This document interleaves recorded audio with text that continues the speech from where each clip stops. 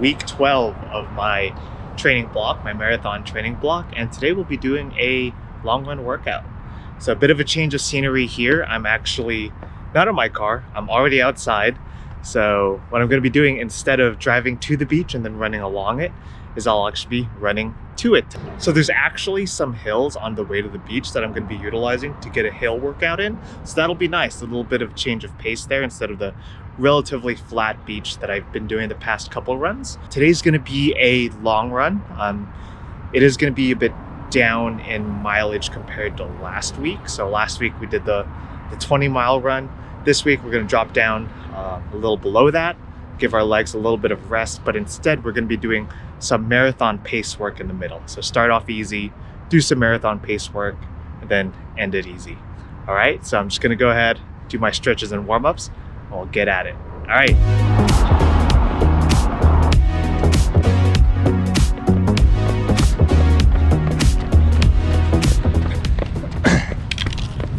So it's a bit of a different route, but this is actually much closer to what I run on the daily, for my daily runs. It's not always the beach.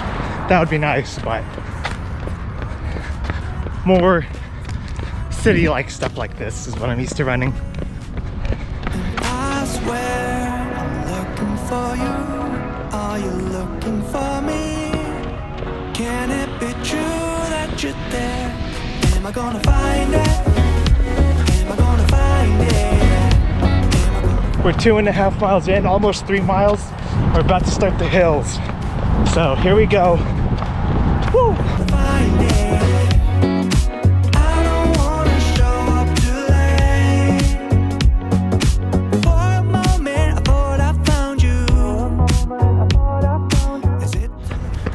All right, going up this hill.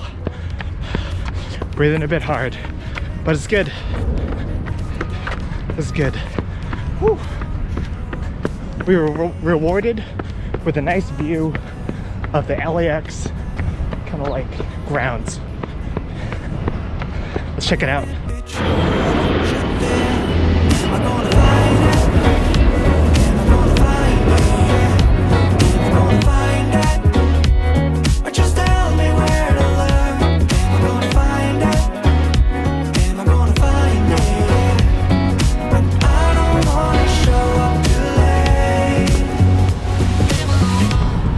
Five miles in, we're here at the beach.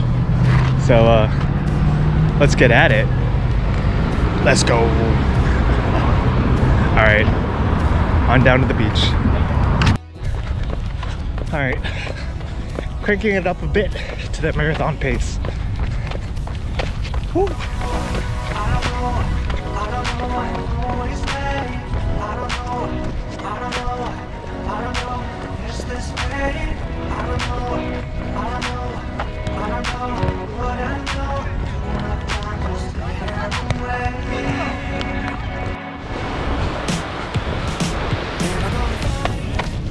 Seven miles in.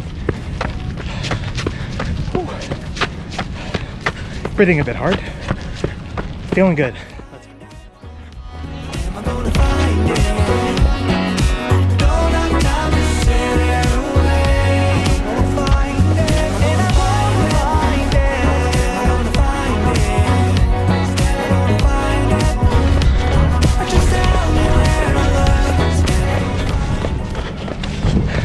Ten miles.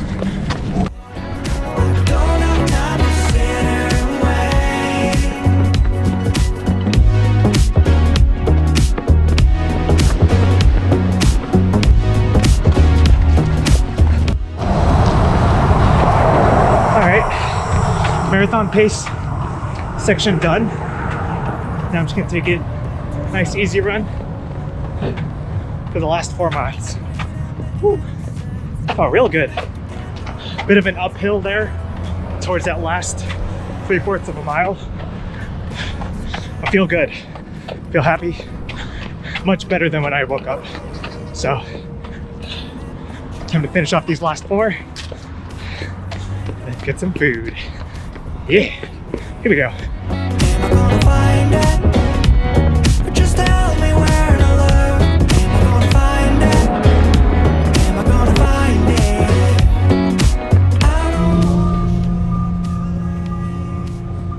right, all done. Let's go inside. Woo. On smoothie. Hey, and we're back. So, finished up my 17-mile long run today, long run workout. I did some easy work with some marathon pace work. So why don't we just open up that run in Coros Hub and take a look at how I did. All right, now that we have the run opened up here on Coros Hub, we can take a closer look at how I did. So as an overall summary, you can see here I did do 17 miles and I averaged 9:14 minutes per mile pace.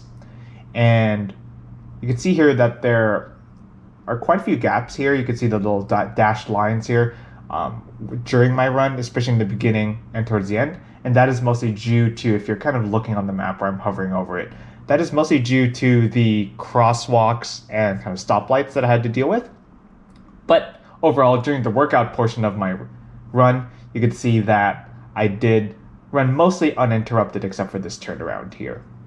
So why don't we take a closer look at how I did for each section. So for this first section here, we're going to take a look at the easy run portion. So again, my plan was to do 5 miles easy, 8 miles at marathon pace, and then 4 miles easy, totaling 17 miles. So why don't we go ahead and select the first easy section, with these first 5 miles, as well as the later 4 miles here with a little bit of that 0.01 miles there. So in summary, taking a look at it, that did total 9 miles of easy pace, and I averaged 10:21 per mile. Now, my easy run pace range is going to be around 9:20 to 10:30, somewhere around there, and this falls right within that.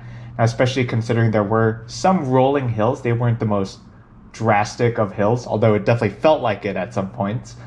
If we open up the elevation chart here, you could see here that started off with a slight hill there, then kind of up and down, and then definitely kicked in there. And then you could see at the end as I ran back that there were also quite a bit of hills. This 10:21 I'm very happy with. I was going mostly off of feel. I wasn't checking my watch all that often, except for some mile markers here and there. But yeah, overall, very happy with this easy run section. Now let's go ahead and clear that. And let's take a look at the workout portion of the run. And that would be here at miles 6, 7, 8, 9, 10, 11, and 12, 13.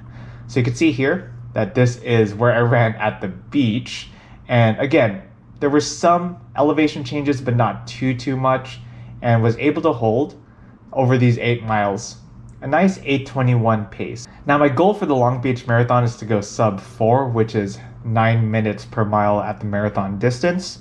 And I did go faster than I had anticipated here. I do have a stretch goal of 3:45 for the marathon, but again, this 8:21 pace is a bit faster than what I should be running for marathon pace work. I will attribute that to some excitement, a little bit as well due to the vaporflies being so aggressive and just kind of bounding me forward. Now, I do still have to work on my pacing though. That was kind of the downfall as well during the San Francisco Marathon last year. So this kind of being faster than normal, while good in getting a good workout in, I do want to make sure I kind of dial into when I say marathon pace, I'm not encroaching on threshold pace. But yeah, according to my VDOT values using the Jack Daniels training plan, because of the San Diego half marathon that I ran, should be closer to around 8:35, 8:40. Now my goal is, again, 4 hours, so 9 minutes per mile is what I would like to achieve. Still need to work on pacing is the bottom line here. And yeah, that was my run. I'm very happy with how it went. Felt very good afterwards and during the run. So all signs for this training block so far are pointing in the right direction. And I can't believe we're already at week 12, but here we are. So Long Beach Marathon, here we come. Now today I also wanted to take a quick look at what I'm using for my daily runs as far as kind of running shoes go. I did pick it up fairly recently, I would say probably about a month ago. And that is this, the HOKA Mach 5. I'm very happy with how it's been performing. I've got about 125-ish miles on it so far. I am tracking my running shoe mileage on my Strava account, which again, there's a link in the description below if you wanted to follow along.